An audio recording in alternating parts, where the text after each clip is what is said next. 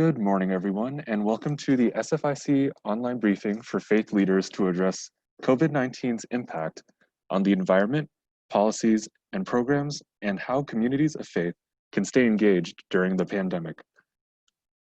Today's briefing is hosted by the San Francisco Interfaith Council and supported by the community branch of the San Francisco Emergency Operations Center. Just a couple of housekeeping remarks before we get started. All audio, video, and chat will be monitored and recorded for record keeping, training, and quality assurance purposes. By default, all participants will be muted to minimize distractions. Next, I'm going to turn the call over to the Executive Director of the San Francisco Interfaith Council, Michael Pappas. Michael, you have the floor. Thank you, Darren. Good morning. I'm Michael Pappas, and on behalf of the San Francisco Interfaith Council, I want to welcome you to this fourth in a series of online briefings for faith leaders.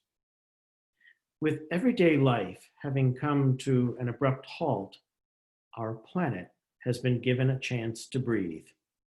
In an effort to contain the spread of the pandemic, many factories have been shuttered. Planes sit idly on runways as travelers' flights have been canceled and airline services slashed. More and more of us are working remotely from home, cutting traffic to a bare minimum. The global shutdown caused by the virus has inadvertently become the biggest experiment ever in the reduction of greenhouse gases.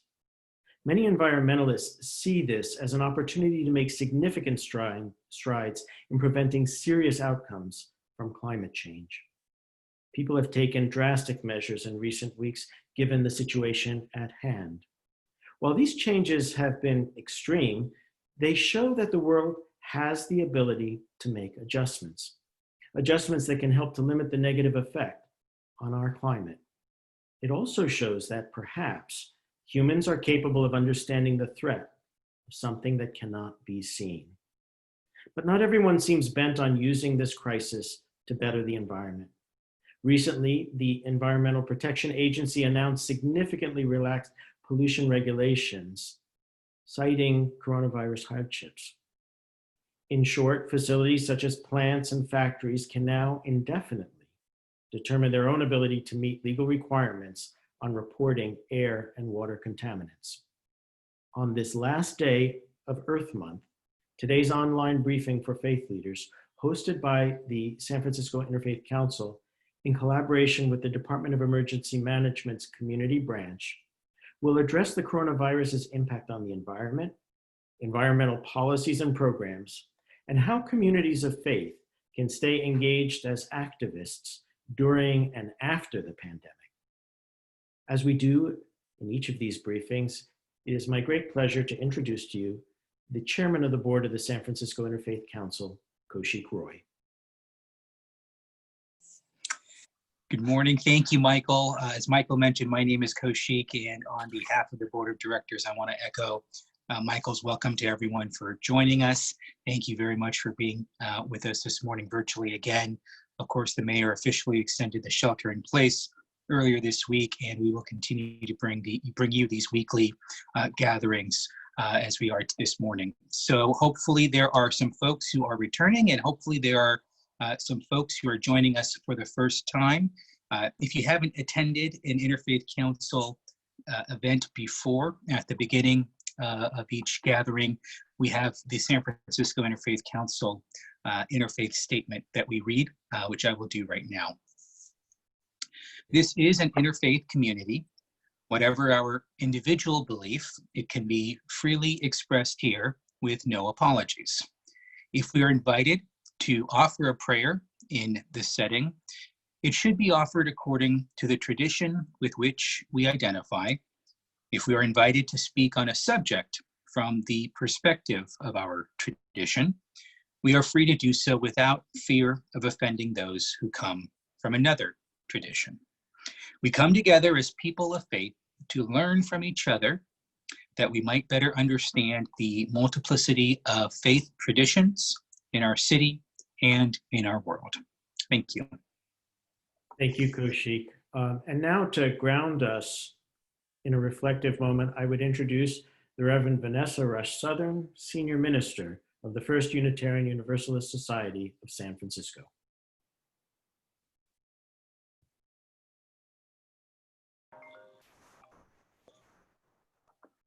Good morning, everybody. Thank you so much, Michael and Kaushik. Well, as Unitarian Universalists, one of our 7 principles is respect for the interdependent web of all existence, of which we are but a part. And that commitment dates back in our history, most notably Thoreau and Emerson, with their commitment to the natural world and it as a source of renewal and also of revelation. And we're also involved, like so many traditions are, in trying to re-mythologize nature as part of our religious work to call people back into this with a renewed sense of awe and humility and awakened accountability. And so actually what I'd like to do this morning is share with you a reading that is from the larger library of human wisdom, you might say. It's actually from the Overstory, which was the 2019 Pulitzer Prize winner by Richard Powers. And he has a beautiful reading, which I thought we'd start with and then end with a short prayer. It's a reading that looks at how we might tell the story of life. And the book, as you may know, is told through the metaphor of trees, so you can hear that woven throughout. So join with me in this reflection. Say the planet is born at midnight and runs for one day. First, there's nothing. 2 hours are lost to lava and meteors. Life doesn't show up until 3 or 4 a.m. And even then, it's just the barest self-copying bits and pieces. From dawn to late morning, a million years of branching, nothing more exists than lean and simple cells. Then there is everything. Something wild happens not long after noon. One kind of simple cell enslaves a couple of others. Nuclei get membranes, cells evolve organelles. What once was a solo campsite grows into a town. The day is 2/3 done when animals and plants part ways, and still life is only single cells. Dusk falls before compound life takes hold. Every large thing is a latecomer showing up after dark. 9 p.m. brings jellyfish and worms. Later that hour comes the breakout. Backbones, cartilage, an explosion of body forms. From one instant to the next, countless new stems and twigs in the spreading crown burst open and run. Plants make it up on land just before 10, then insects who instantly take to the air. Moments later, tetrapods crawl up from the tidal muck, carrying around on their skin and in their guts whole worlds of earlier creatures. By 11, dinosaurs have shot their bolt, leaving the mammals and birds in charge for an hour. Somewhere in that last 60 minutes, high up in the phylogenetic canopy, life grows aware. Creatures start to speculate. Animals start teaching their children about the past and future. Animals learn to hold rituals. Anatomically, modern man shows up 4 seconds before midnight. The first cave paintings appear 3 seconds later. And in 1,000th of a click of the second hand, life evolves the mystery of DNA, solves the mystery of DNA, and starts to map the tree of life itself. By midnight, most of the globe is converted to row crops for the care and feeding of one species. And that's when the tree of life becomes something else again. That's when the giant trunk starts to teeter. Spirit of life that moves not just in us, but all life. Help us to reconnect and recommit to the larger family of life from which we come, to whom we owe respect and care. And in so doing, may we save all life, ourselves, soul and body, now and beyond our own time. One interdependent web of life of which we are but a part. In this spirit we gather. May our faith serve life. Amen. Thank you, Vanessa. You have set the stage for what's to come. Bless you. Stay safe. I have the distinct privilege of introducing our guest presenter today, Debbie Raphael, the director of the San Francisco Department of the Environment. Her impressive vitae and accomplishments is included in the program today. I just would like to offer just a few words of personal thanks to Debbie. No sooner was she appointed to her position than she reached out to the San Francisco Interfaith Council, and we began collaborating. This is April, and it's Earth Month, and Debbie has been a guest at our monthly breakfasts, and I have to tell you, she's distinguished herself in terms of knowing her audience, but after each one of her presentations, I wanted to give her a pulpit because she really has connected both the spiritual and the secular and has really spoken to the hearts of all of us. Debbie, we welcome you and the floor is yours. Thank you. Wow. I am, and I'm assuming I can be heard. So yes, there we You go. found your voice. I found my voice. That was the most wonderful blessing to get us started. I love the overstory, and that reading is very humbling for me as a human being, I have to say. And it's also humbling for me right now in this time of a pandemic to think about both the opportunity and the obligation that each of us have as those humans on this planet, in this web of life. And I think there's no more appropriate place to talk about this connection than with the Interfaith Council and the interfaith community. You who spend your waking moments thinking about that connection are my soulmates. So I feel incredibly honored to be here and grateful for Michael Pappas and his leadership and his stepping up. When he talks about Earth Month, and for me, of course, April is a very busy time traditionally, and this April is the 50th anniversary of Earth Day. So you can imagine all of us at the Department of the Environment and environmental activists around the world are gearing up for the biggest celebration ever, the biggest protest ever. And yet here I am at Moscone South as part of the emergency response effort, wearing my vest, coming to work every day, yes, to protect this planet and its people, but in a way I never envisioned. And we have gone through a lot of challenge this month to think how to celebrate Earth Day with the world in a way that is cognizant of where we find ourselves. And so what I'd like to do in the next 20 minutes is share with you where the Department of the Environment is now, how we've pivoted, how we're thinking about this larger challenge of climate change and what our plans is, how that thinking has evolved and been shaped by the pandemic, and then end with some thoughts and a passage that I'd like to read that really moved me in ways that I don't think I would ever be that eloquent to speak myself. So the Department of the Environment, we are a department of mission-driven bureaucrats. That's how I like to think about us. We come to work every day ready to protect the planet, committed to working with the most wonderful city on the planet, who has citizens and nonprofits and government workers who are as committed as we are.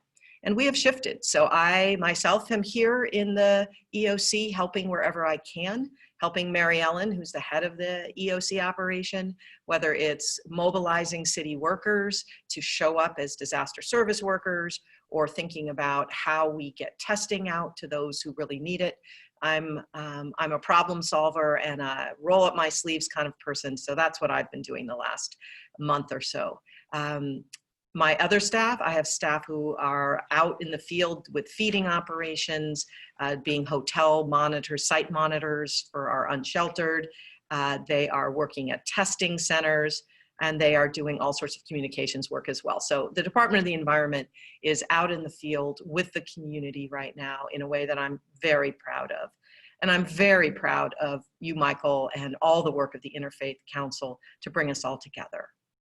So not only have we adjusted personally right now, but Earth Month has adjusted, as well as our policies that we're looking at in this short response time. How can we step up? So all of our Earth Month activities were virtual. You can still go to our website, sfenvironment.org, and see the month of climate action. It's not too late. Today is the last day of that month. But like we all say, every day is Earth Day. So our website is valid all year round to find out what you can do to take action, how you can become an environmental activist in your own home every day. We've done things like revamped our emergency ride home program so that our essential workers can get a ride home when transit is no longer operating. We've been looking at our food recovery efforts. We've always been involved in food recovery from a zero waste standpoint. Now more than ever, that connection is so important, not only from a climate change and emission standpoint, but from a caring for each other standpoint and a shared resources for all. We've been trying very hard to work with our nonprofit partners to share resources so that everyone can work together in this moment of time and no one is left behind. So that's the department in a nutshell today. Stepping back a little bit and looking at this moment in time, 2020 was supposed to be a huge year for cities around the planet. There was deadline 2020, and it was an understanding with all of the UN climate change work that local governments have a very important role to play. And local governments like San Francisco can be a beacon of light for cities around the world because we're not afraid of taking risks. And because we're not afraid, we're also not afraid of setting bold goals and holding ourselves accountable. And in Michael's opening comments, he talked about the fact that at the federal government, you actually see things getting rolled back. Well, here in San Francisco, we are showing that falseness of the dichotomy that you must choose between a healthy economy and a healthy environment. Because here in San Francisco, we have reduced our emissions by over a third, by 36% since 1990, at the same time that our GDP, our economy, has grown over 100%, 120%, and our population has grown by 22%. So here in San Francisco, we don't buy into the either or. It's an and. You can have a healthy economy and a healthy environment. Now, when we look forward, we know that that 36% reduction is nowhere near enough. That by 2050, we're actually going to have to be what we call carbon neutral. That anything that we emit that's left in our emissions has to be absorbed somehow in carbon sequestration by the planet itself. And when you have bold goals like that, it's very important that everyone become part of the solution. And we understand that when we talk in a very wonky way, like I just did, frankly, on how many % emissions we need by 2050, which seems well out in the future, you can lose people. And instead, we need a way to reach people so they understand, so you understand who are listening, what you need to do and your power in helping us get to our end point, get to that place where we are not harming the planet, but supporting it. And so we've developed a framework, and I want to just spend a minute to talk about the framework because I want you to leave you with that. That's your action. That's your call to action after this is over. And then I want to talk about how we've pivoted and rethought our climate goals and our planning because of the pandemic. So here it is in a nutshell, 4 words that you need to take away from if you don't remember anything else I say today. And that's 0, 80, 100 roots. 0, 80, 100 roots. 0 is zero waste to landfill and incineration. It's zero toxics. 80 is 80% of trips in sustainable modes. That means getting out of our cars, getting on bicycles, walking, taking transit. 100 is 100% renewable energy. That means buying super green. That means having solar panels on your house. That means driving an electric car, getting off of all fossil fuels, diesel, gasoline, and natural gas, an all electric future. 0, 80, 100 is how we do less bad in the world. And roots is how we heal the planet. Roots is how we pull that carbon out of the air and store it where it needs to go in the bodies of plants and in our soils. And we support roots by opening up our green spaces, ripping up concrete, planting plants, supporting our parks, and also by using your green bin, making sure that every banana peel, every egg carton that might have a broken egg in it, every pizza box from all that takeout goes into your green bin. Because when it goes in your green bin, it becomes compost. That compost gets spread on agricultural land. That agricultural land is more productive, holds water better, sequesters carbon. That food comes back to San Francisco in the most beautiful circular economy ever. So 0, 80, 100 roots, that's your call to action. All right, now we're in a pandemic. How has that framework morphed, evolved, been shaped by this incredible moment in time, this moment of reckoning, this moment of rupture from the past? And it has in some significant ways, in some concrete ways, and in some more philosophical ways. And so I'd like to spend a couple minutes just explaining how our thinking has changed. So with zero waste, it's always been about distributing resources and not wasting anything. I think what this pandemic has shown, that food is a precious resource. Food is something that we take for granted, and sometimes too much. Like, we buy things and then we throw them away. And many of our systems in San Francisco for distributing food have been disrupted. All of those tech companies who donated their food from their events and from their cafeterias no longer are functioning. So we have to think together as how we avoid food waste and get food to the people who need it most, whether it's working through the produce market, working through the food bank, working through food runners, helping all of our nonprofits work with us to recover food and not waste food. So Department of the Environment is focused very heavily now on food recovery and food redistribution. 80% of trips in sustainable modes. I think one of the most amazing things I've heard in the last month is when Jeffrey Tumlin, the head of MTA in Muni, said, don't ride Muni. I mean, it pained him, right? But just like it pains me to say, don't bring your own reusable bag, and we'll get to that in a minute. But we have to remember our habits so that when this is done, we go back even more and we get out of our cars. What a beautiful world it is right now with people not in their cars. The mayor saying she can hear the birds in her neighborhood.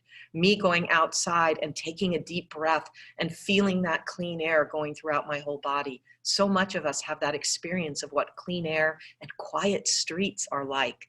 That is what the 80 goal is all about. Let's not forget it. 100% renewable energy. That is about being resilient. That is about putting in battery storage so that in future challenges, whether when the power goes out, we can be resilient, and how we are protecting clean air and clean water by making sure that we have non-fossil fuel energy sources. And we're working very hard right now, even with the Board of Supervisors, to make sure that our future is all electric. And roots, of course, I think all of us now have an experience of parks and an appreciation for our green spaces that probably has changed us forever. And San Francisco is lucky. We have a park every 10 minutes from every person in the city. But how are those parks? Are we giving them the tender and loving care they need? And what are we doing to rip up concrete and plant trees everywhere? And how are we doing our green bin? I think the roots goal is showing how important it is in this post-COVID time we will eventually find ourselves. So where do we go from here? We have a climate action plan. We were hoping to have it adopted in 2020 with the rest of the world. I don't think that's going to happen. because we want to involve the community and we have to wait till we can bring community together. But what has happened is we've started to look at that 0-80-100 Roots plan in 4 lenses. And I want to just share with you what they are, because this is my call, my invitation to the faith community to join us as we take that very concrete plan and start to overlay it with these very important concepts that are emerging from this pandemic. The first is, of course, racial and social equity. The thing that very much struck me was when we got the maps of where COVID outbreaks are happening in our city. No surprise at all, the census blocks are in the same places that people are most vulnerable to heat from climate change, are most vulnerable to asthma from our air quality. So we're talking about the same group of people that are vulnerable to the pandemic, that are vulnerable to climate change. And so every aspect of our action needs to be rooted in looking at the opportunities to make sure that everyone benefits. So racial and social equity, never before, I think, has it been clearer to everyone that we have a lot of work to do there. The second lens is health. We've always said that there are health impacts of climate change. I think that this idea that, as Michael said, that we are reacting collectively to something we can't see is part of this lesson learned, perhaps a blessing even, from the pandemic, that we need to pay attention to things that aren't right in front of our face because they impact us every day. The third is the economic recovery. We must make sure that every aspect of our economic recovery is also both green and sustainable. If we are going to build housing, which of course we need, let's make sure that we build that housing to be zero emissions, to be resilient, to be healthy for the people who live in it. We can ask the question. We do not have to have a false dichotomy of environment and economy. San Francisco can be that beacon for the and economy, the and of environment. And finally, the fourth lens is resilience. This is something that the city's flag of the Phoenix rising from the ashes. It's the very DNA, if you will, of San Francisco to be resilient. And I am confident we will be resilient, and we have the power to do so. And being resilient is key for the future of this climate that we find ourselves in. So when I think about resilience and racial and social equity and health and economic recovery, I think about what are the blessings, are there blessings, and I believe there are, from this pandemic. We've all suffered in many ways. And in fact, we've had to do things that aren't good for the environment. We've been told, don't bring your reusable bags. We've been told, don't bring your reusable mug. Don't ride transit. These are hard for us as San Franciscans. These are things that go against our very grain. But they will not disappear because we've developed a tremendous muscle memory over the years for environmental action. And I am confident that when everything gets lifted, when things go back to quote normal, and I'll talk about what that might mean, we will go even faster, even farther, because we have this memory, we have a muscle memory that will enable us to jump back quickly on our good habits. So the challenge is, what other muscle memories can we be building right now that will help us in this recovery and reimagining of the world we want? Not just a normal, but a reimagined future. And there are things that have given me great hope and great joy, frankly, that I have seen. The acknowledgement of our interconnectedness, the singing in the middle of the day collectively, helping our neighbors, checking in, making sure they have food, making sure they're not lonely, the ways we have come together as community and understand our connectedness. Because we don't want to just recover. We don't want to go back to normal. We want to reimagine our future. We want to have a community that celebrates nature, that celebrates everyone and holds everyone together as connected. So what you can do is to remember 0-80-100 Roots, of course, is to develop a muscle memory at this time of isolation that is connected. It's an interesting paradox. How in isolation can we become even more connected? And I think this kind of Zoom world we live in is a start. It's a way to remind ourselves that we're not alone. And it's an invitation to all of us to look deep inside to find what we're capable of as individuals, as a collective society, to protect our planet. And I'd like to end with my own reading that has moved me tremendously in an article that was recently published in the Financial Times, of all places, by Arundhati Roy. Here's what she says. What is this thing that has happened to us? It's definitely more than a virus. Our minds are still racing back and forth, longing for a return to normality, trying to stitch our future to our past, and refusing to acknowledge the rupture. But the rupture exists. It offers us a chance to rethink the doomsday machine we have built for ourselves. Nothing would be worse than a return to normality. It's a portal, a gateway between one world and the next.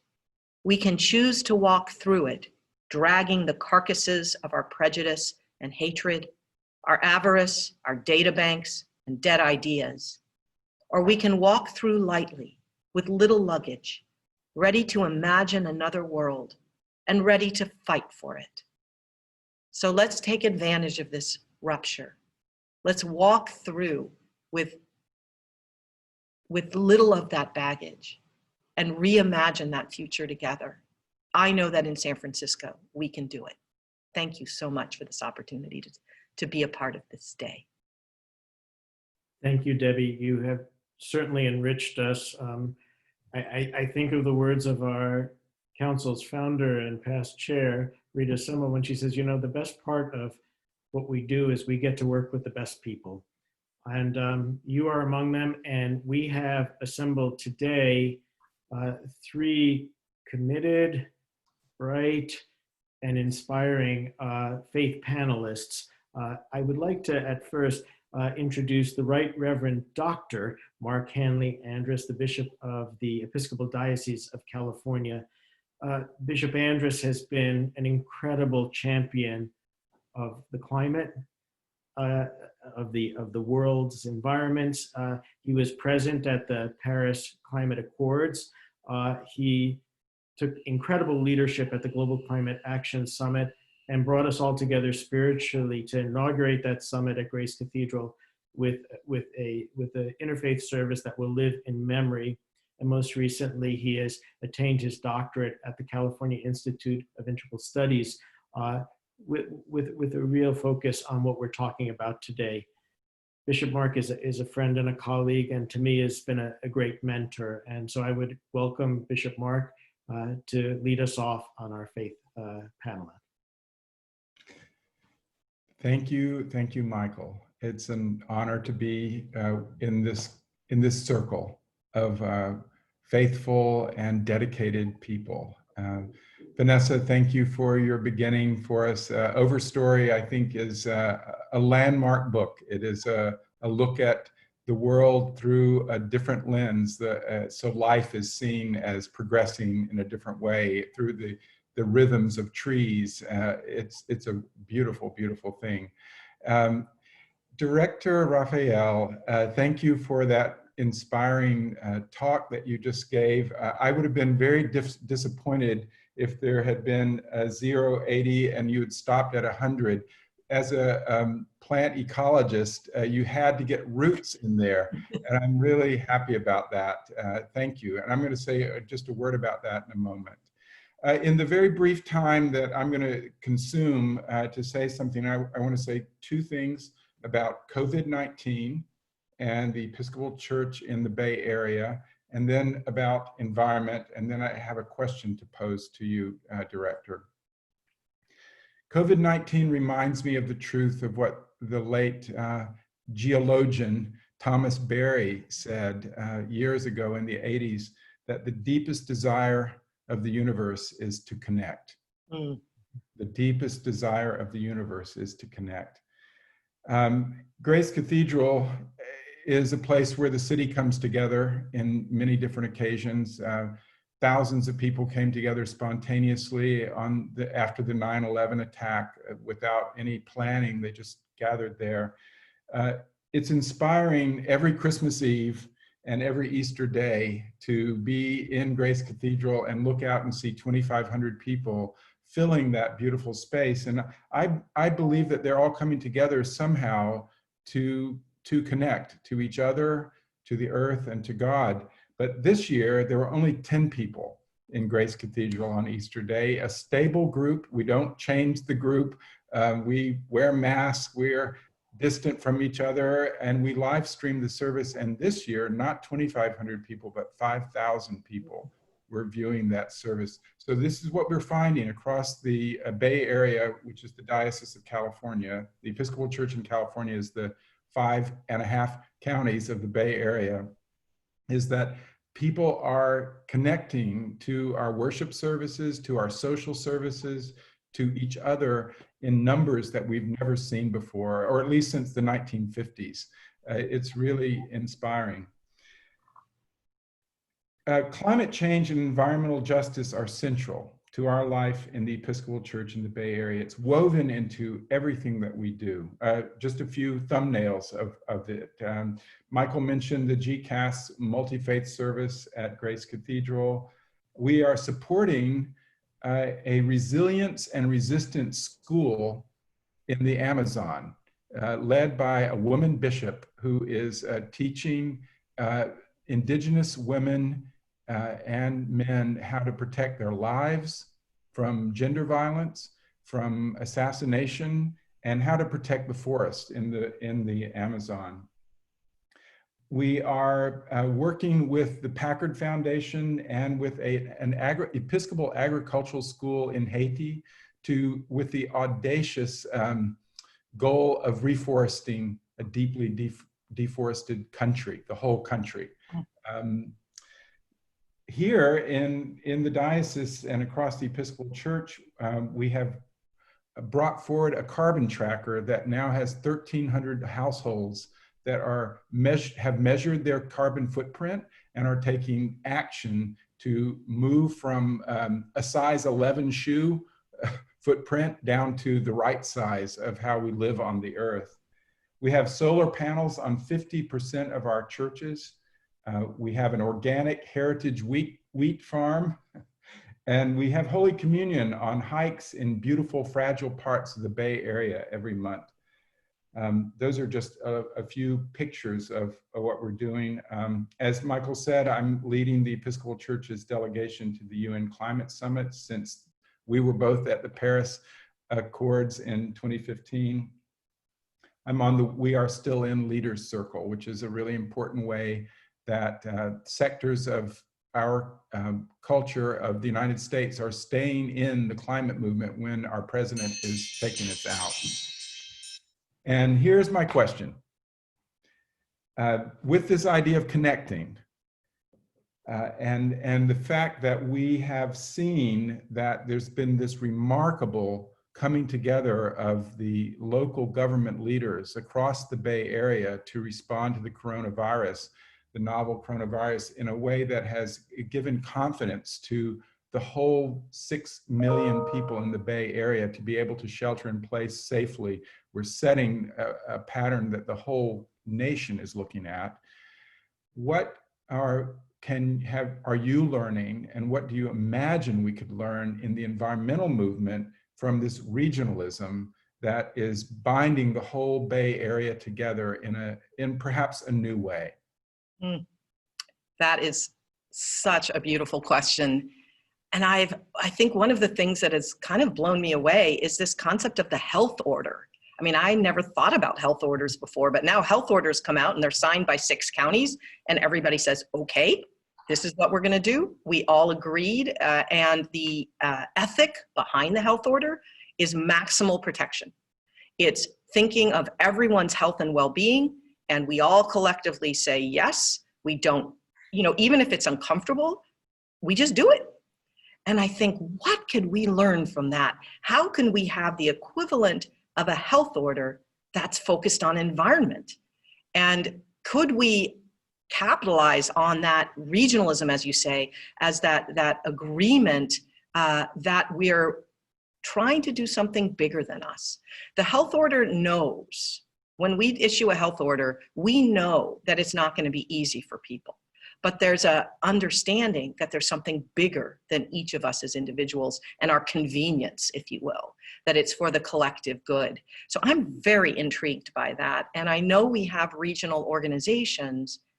I've just not seen this kind of collective agreement and focus. So I would like to challenge all of us to think about, how do we have, instead of a health order, how do we have an environmental health order that brings us all together and protects us? And yes, is the envy, frankly, of a lot of places around the planet where you can't get people to agree on a common direction. So frankly, I don't think we're going to survive this if we don't. So I think we now know it's possible. Nobody would have thought it was possible. It is possible. We've seen what it looks like. We've seen the power of it. Let's not waste any time. Let's get moving on that. Yeah, it's a beautiful point. Yeah, it's a beautiful answer. And, you know, what comes to mind, of course, is that we're all clustered around one bay. Uh-huh. And there's Yes. something to think about in terms of an ecosystem. Yes, we are the Bay Area. Yeah, and county borders are human-made. Yes. The ecosystem is, could I say, God-made. Mm. And so all of the counties relating to one ecosystem with an environmental health order, that's a really beautiful idea. I love it. I'm ready. Bishop Mark, I have to tell you that crises do bring us together, and confession to my bishop. I was very San Francisco centric prior to the North Bay fires. And when those fires started, we had humanitarian aid organizations and even our own Department of Emergency Management, which is headquartered in San Francisco but has a regional scope. And I was being asked to make introductions to counterparts in other Bay Area regions. And at that moment, we realized how very interdependent we were, and that what affects Sonoma County affects San Francisco. Thank you for bringing that point up. It can't be overstated. Thank you. That's great, Michael. Sometimes it's when we have to pull together that we learn what really was true all along, that we are so deeply interconnected. Amen. Amen. At this point, I'd like to introduce our next faith panelist. I was asked during the Global Climate Action Summit to MC a program outside in a park, and I did not know most of the people there, but I was so inspired by the leadership of Kyle Lemley from Green Faith. He's the director of distributed organizing, and he seemed to really be boots on the ground and connecting with people at such a wonderful level. And he's a very talented musician as well. So Kyle, I'm wondering if you can give us the Green Faith perspective and share with us how the COVID has impacted your agency, and then ask the question of our guest presenter. Absolutely. Thank you so much, Michael, excuse me. And thank you, Mark, for your amazing remarks as well. And it's an honor to share on this panel with Susan as well, my colleague from IPL, and Debbie, you're such an inspiring leader. It's such a pleasure to be in this space. Y'all can hear me okay? Mm-hmm. Yeah. Excellent. Well, once again, my name is Kyle Lemley, and I'm here representing Green Faith. Just a little background on how I come to this work. I was born and raised just over the Golden Gate in Mill Valley, and currently live over the Bay Bridge in Oakland. And I've been working on climate and environmental justice my whole career, though one of my favorite roles was here in San Francisco as the community project manager with Friends of the Urban Forest, where I got to organize tree planting campaigns in every neighborhood here in the city, planting thousands of trees a year, including at many of your churches and temples and mosques. But in 2018, as Michael mentioned, I was hired by Green Faith and the People's Climate March Coalition to organize the faith contingent of the Rise for Climate March here in San Francisco. which turned out to be the largest climate mobilization the West Coast has ever seen. And I know many of us on this call were there, and together with Susan and our friends at IPL, as well as Green the Church and the SF Interfaith Council, we organized hundreds of congregations. And on that day, walking with 3,000 people of faith on Market Street, we were the largest contingent in the whole march and really demonstrated our collective power, what happens when people of faith rise for the climate. And since then, I've been on a beautiful journey with Green Faith as their director of distributed organizing. I've gotten to serve with them as a delegate to the UN climate talks in Poland and I've gotten to train religious leaders from around the world on climate justice organizing and on how to start local circles of care and resilience. My own faith is grounded in my Jewish ancestry, as well as a deep spiritual commitment to Zen Buddhism as a former resident of Green Gulch Farm and San Francisco Zen Center.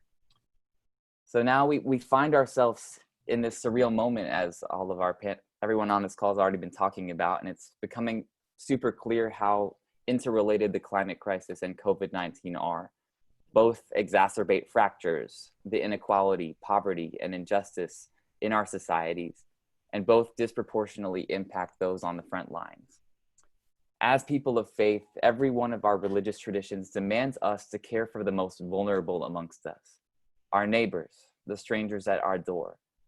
We know firsthand how our faith gives us the moral courage to turn towards great challenges, not away from them, and to profoundly change our societies. People of faith have done so before when there was a moral call to action, like the civil rights movement and during apartheid. And now is the time for us to step to the forefront as leaders of the climate movement. And that's happening, but we got to step up our game even more. And knowing that cultural change precedes political and policy change, Green Faith is helping to build a transformative climate movement by bringing together people like us, people of faith and spirit, and helping to build power of the religious environmental movement globally.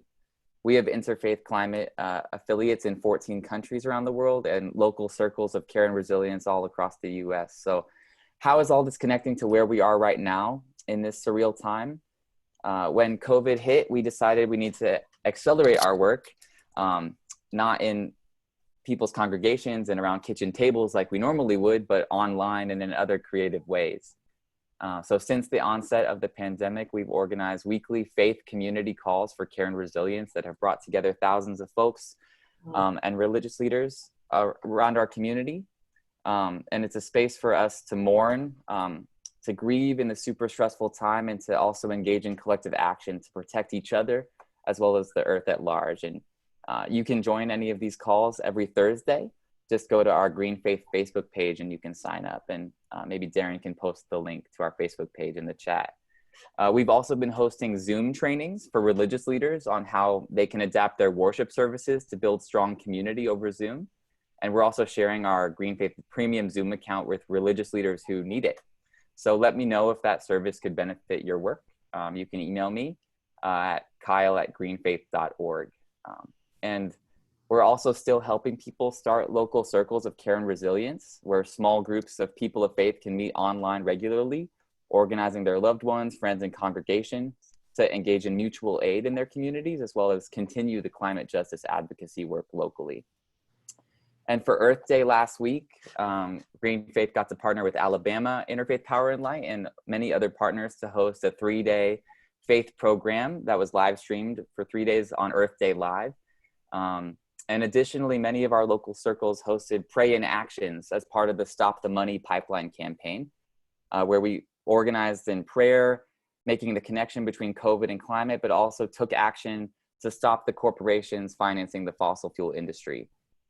We have a faith petition that demands that public COVID funds that are being released be used for a just and equitable recovery, and ensuring that the government doesn't bail out the dirty oil and gas industries that don't need that money right now. So you can read it and sign this petition. Maybe Darren can post the link to that in the chat as well. And yeah, I'd love to get to know many of you on this call, and I've worked with a lot of you, but would love to deepen. And so you can please email me, kyle@greenfaith.org. And yeah, I'm really grateful for this time to be together and to learn from Debbie and everyone else on this call. And yeah, let's keep going and see what good trouble we can create together. So now I have a question for Debbie. It's a two-part question. And yeah, I mean, you've spoken to a lot of this so far, but maybe just you can give us a few more details. Yeah, the coordinated public action and response to COVID-19 has been so inspiring. And as people of faith, we recognize that we need this type of coordinated action on the climate as well, just as you were describing. And we already have put forth the resolution declaring a state of climate emergency here in San Francisco, which is amazing. And my question is, how can the city become entirely fossil free and transition to 100% renewable energy? And how to do this as quickly as possible? And the second part of the question, and although this is not in San Francisco proper, we as people of faith in the Bay Area are concerned by the continued operations of large oil refineries in the Bay Area and their contribution to bad air quality, especially in communities of color, as well as being the second largest source of carbon emissions in the Bay Area after vehicle emissions. So are there any regional coordinating bodies that can work together to help us close these dirty power plants and ensure a just transition of those Bay Area jobs to the renewable energy sector? Oh, wow. Yes. So yes to all of it. I love your invitation to get into a little bit of trouble together. I always love to be at that edge. That's why I work for a city like San Francisco. I also really appreciated what you said, Kyle, about the importance of a cultural transition as the precursor for the political ones and the economic ones. And I think that is exactly the importance of organizations like Green Faith to help us with that cultural transition. Working within government like I do, that there's a special role for government and power in being on the inside.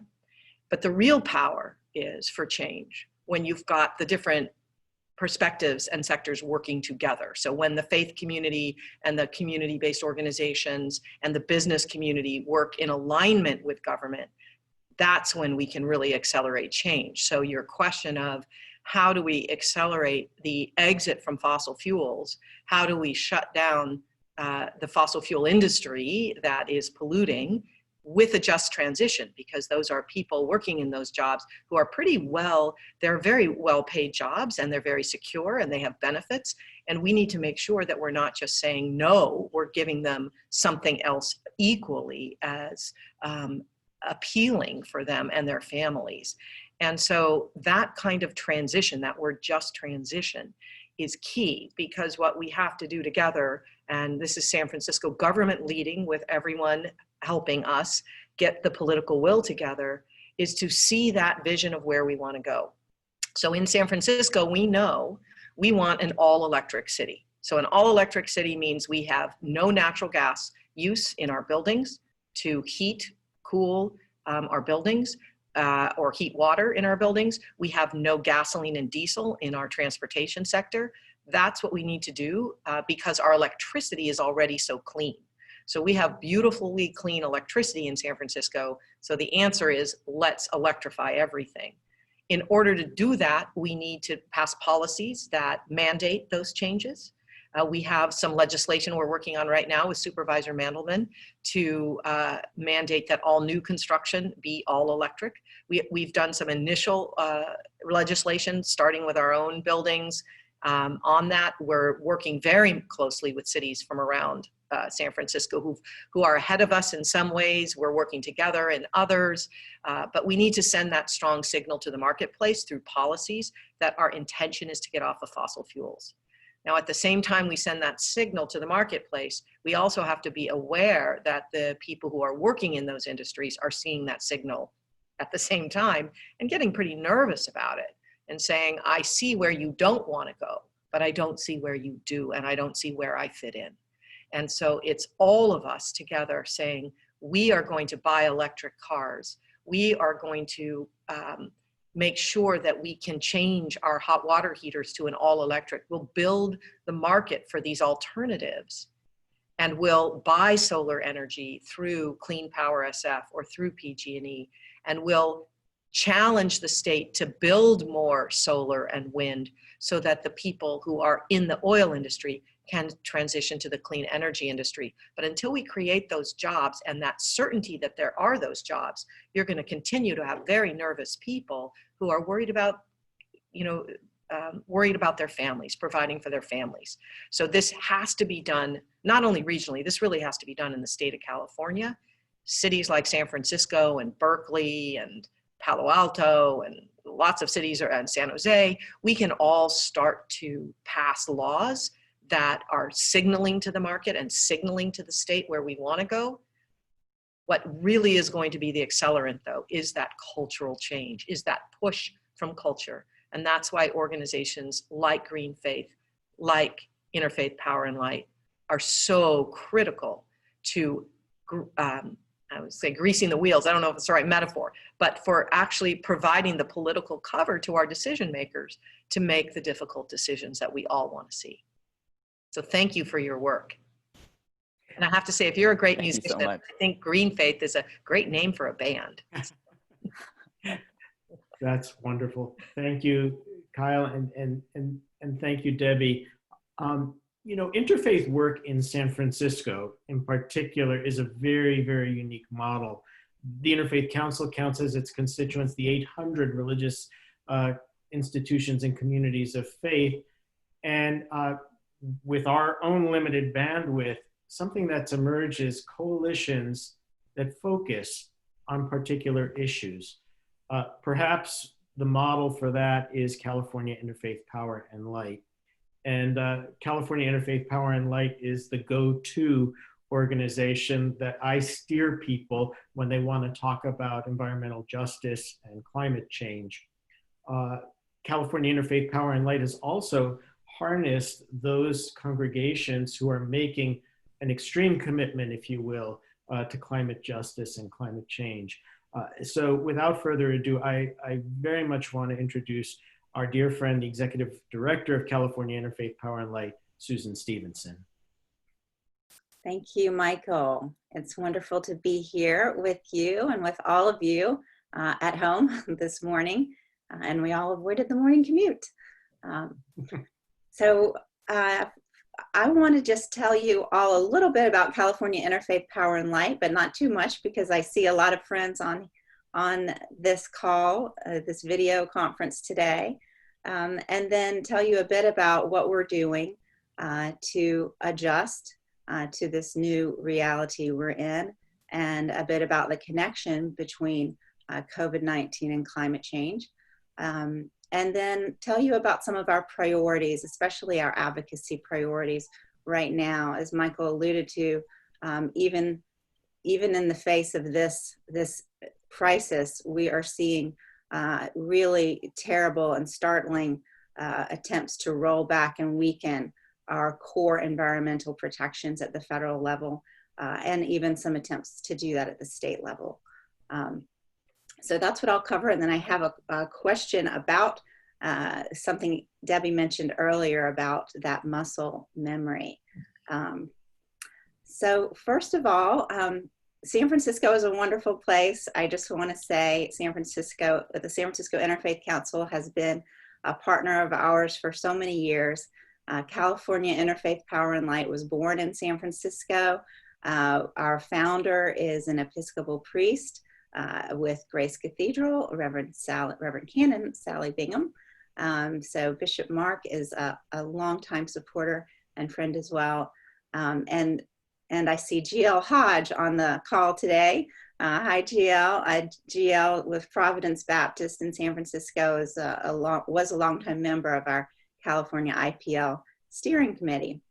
We were born in San Francisco, in California, but we now have 40 affiliates all over the country, Interfaith Power and Light. Some of our leaders are behind me here, back from the days where we didn't have to social distance. See how we're all packed in there. And this is a really important month for us every year, Earth Day. And the week of Earth Day is the week that we, Interfaith Power and Light, put on our biggest event of the year. We call it Faith Climate Action Week. And that's when we ask all of our congregations all over the country to take on activities, to give sermons on climate change and our moral call to action. We also do advocacy, and we were planning to, this year, collect thousands of postcards and petitions and pledges from people to vote pro-climate in November. The November election is going to set the course on climate change for years to come. And as we know, we only have a very short window of opportunity to hold off the worst impacts of climate change. So we think it's very important that people of faith turn out to vote and vote with climate and creation in mind. So lots changed. We of course did not hold rallies and events in person for Earth Day or Faith Climate Action Week. But the good news is we did a lot of great things online.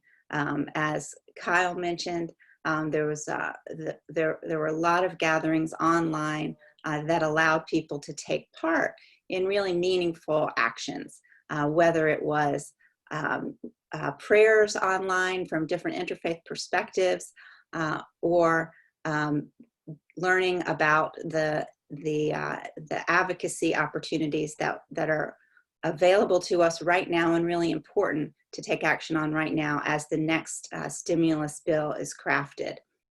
So the good news I can report is that we had over 2,000 congregations around the country participate, and we counted 600,000 people around the country that participated in those virtual activities.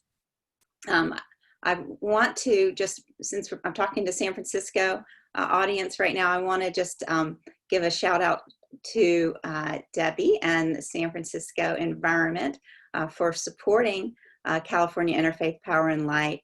Over the past couple years, we were able to work hands-on with 10 congregations in San Francisco to help them put together plans to get to zero emissions. So the zero that she talked about is going to be happening with 10 congregations in San Francisco. We were able to help them put plans together to get there with little to no. There may be costs up front, but in the long run, they would break even. And those congregations are Grace Cathedral, Grace Tabernacle, San Francisco Zen Center, Martin de Porres, St. Mark's Lutheran, Temple Emmanuel, Shereth Israel, San Francisco Friends, First Chinese Baptist, and Mission Dolores. And congratulations to those congregations. Thank you for your inspiration and leadership. I know there are 2 solar projects being installed now, and 2 are pursuing EV charging stations, which unfortunately, with this stay-at-home shelter-in-place order, construction has paused. So we have had a little bit of delay in those projects, but I feel confident they will go forward. I just want to briefly tell you about next week. Our national conference and lobby day were planned to take place in Washington, D.C. next week. Those are now taking place online on Zoom, but we are going to have lobby visits. We're going to do visits with our elected officials, our representatives, our senators in meetings like this via Zoom or on telephone conference calls.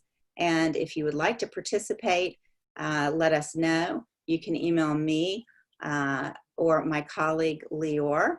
My email is susan@interfaithpower.org. And we're going to be talking to our leaders about supporting a green and sustainable stimulus package. We need jobs. We need clean energy jobs. As Debbie was saying, we need not just to recover, but we need to rebuild and re-envision our economy. And there are some real specific things that we can do and that are on the table, including the Reclaim Act, which is to restore and clean up degraded coal mining areas and put those coal workers to work restoring the natural environment in those communities. And that bill has bipartisan support right now. There's also another important aspect of the stimulus package, and that is empowering states around the country to vote by mail. we need to make sure that people don't have to choose between their health and their democracy. So we're going to be advocating for that as well next week. So I just want to go quickly to a question. I think we might be running out of time. Michael, is that right? Are we over time? We're okay. Thank you, everyone, for staying on. And with everything that was said, I completely agree with about the people who are suffering from COVID-19 are the same people that are more heavily impacted by climate pollution. So those problems are very much connected. We need to protect our air quality now, and we need to protect it in the new envisioning of what is next after this. And Debbie, you were talking about muscle memory, and I hope that is the case, and we are able to go back to that muscle memory that San Franciscans have developed around recycling, reusing, using mass transit. But I do feel a little concerned, especially about the mass transit and whether people are going to be afraid now of getting on a crowded bus, of getting on a BART because of this virus. So I'm just wondering if you have any ideas for how to overcome that, and is there a way we can leverage some of the new muscle memory that we've been talking about caring for each other and caring for the vulnerable and caring for their health, to say the way we do that is now to cut our emissions and move to clean transportation. So just wondering what your thoughts are around that. Yeah, thank you, Susan, and thank you for all the work you do. And we are so lucky to have you as a partner here in San Francisco, and Lior, all her wonderful work, working, hand-holding the congregations and troubleshooting with them so that they can become zero emissions. It's a wonderful partnership between the faith community and government to do good for the planet. I think you bring up, for me, one of the really tough dilemmas, and that is overcoming fear. I think that there's been a lot of fear mongered in our world recently, a lot of fear of even before this happened. And I feel like the fear of harm from this unseen danger, this virus, is very real for people, obviously, and for good reason. And it's going to pervade our ethos for months to come, maybe years, I don't really know. And that is going to impact our ability to get on transit, to go out in the world, to open schools, to go back to those kind of collective worship that is such a part of our expectation in our life. So how do we overcome that fear? How do we enable transit to function when it really can't afford to function with, 2 people on a bus? And I think part of the answer is thinking about how we function differently. And one of the blessings, of course, of this for those who can is the idea of telecommuting and the ability to not necessarily need everyone to get on BART at 8 in the morning and come back at 5 in the evening, that we might be able to mix it up a little bit, spread things out, either not going in every day or going in part of the day or different times. I think there are some very interesting lessons here for us about how we get around our city. I also think and hope that people seeing how nice it is to use streets that are more available to them rather than to cars will give our elected officials the political power and will they need to have do things like our complete streets vision, where we say the curbs are not just to store vehicles, they are to help everyone get around. So there are institutions in government that are set up, that are thinking about this, that have wanted to move in these directions. And if we can have that cultural demand and that memory, that muscle memory of what our streets look like, be the impetus to say, we must figure out how to keep that good and still have a functioning economy, and be creative in how we solve those problems, I think that will go a long way to maintaining those wonderful things.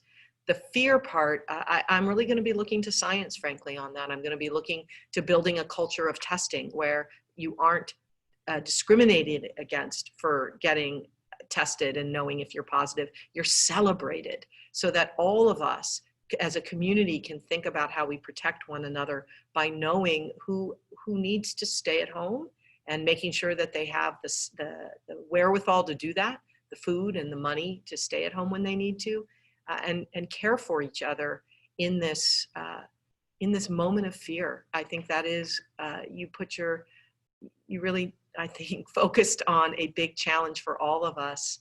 And I think this is also a wonderful opportunity for the faith community to help us develop a language around fear and a language around overcoming fear. I don't think that politicians necessarily have that vocabulary. And so we could use your help. And I know I could use it. So thank you. And thank you all for your brilliance and your dedication. I know the mayor is so grateful for all things Interfaith Council, Interfaith Power and Light, Green Faith, Grace Cathedral. We're all in this together. And I thank everyone who's been listening today to be part of that story too. Thank you, Debbie. And just to pick up on Susan's last point, when I sit in my office, I look at a map and the dots of the 800 communities of faith and religious institutions are on that map. So we're everywhere. I envision perhaps one of the greatest contributions that our communities of faith and their leaders will make as we emerge from shelter in place is to help to navigate their faithful and San Francisco back into community life. I would like to extend to you the invitation to think creatively about how we can partner together on that particular issue, because I think it is going to be the greatest contribution that we will be able to offer. Right now, our communities of faith have fostered community in the midst of isolation, and we are trusted partners who will be walking hand in hand with our congregants as we re-enter at some point our life as community in San Francisco. I've always known you to be a person of deep personal faith. It's an ancient tradition of all religions to pray for their civic leaders. We pray for you and we thank you for your presence here today and the enlightening presentation you made. We thank all of our panelists and all of our participants today. I'd like to give a shout out to Cynthia Zambucas, who in our office, because we could not be communicating the way we are without her. And I'd also like to say a very special thank you to the Department of Emergency Management and their community branch coordinator, John McKnight, and his team of Darren Lowe, Trey Russell Allen, Karen Nemsek, and Kelly Garrity. Next week's program is going to be conducting Zoom calls with confidence. And we're going to be talking about issues of security. It might be one or two more steps to get into this call. We want to be doing good modeling, but we want to make sure that our communities of faith who are utilizing Zoom can do so with confidence. So with that, we thank you all. We pray for your safety and well-being, and God bless you. We look forward to seeing you next week.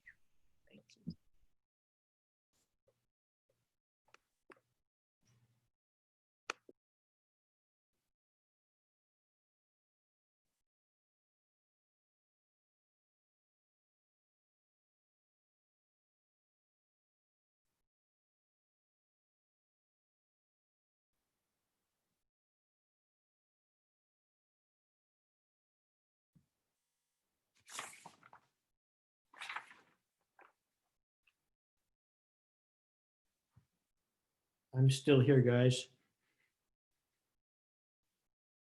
So are we, Michael? We're just waiting for the rest of the individuals to sign off. Okay. I didn't forget anybody, did I?